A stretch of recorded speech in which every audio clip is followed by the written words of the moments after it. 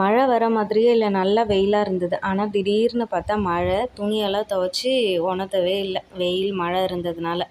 சரின்னு சொல்லிட்டு கொஞ்ச நேரம் கழித்து மழை நின்னதுக்கப்புறமா துணியெல்லாம் காய வச்சுட்டு நானும் சுபாவும் அப்படியே கடலக்கா பறிக்கிறதுக்கு கொல்லைக்கு கிளம்பிட்டோம். இங்கே பாருங்கள், ஃபுல்லாக புல்லு தான் இருக்குது.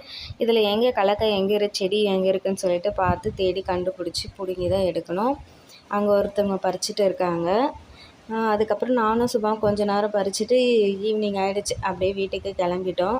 எங்கள் பக்கம்லாம் வேலூரில் நாங்கள் கடலக்கான்னு சொல்லுவோம். ஒரு சிலர் மல்லாட்டன்னு சொல்லுவாங்க, வேர்க்கடலை எது வேணால் சொல்லுவாங்க.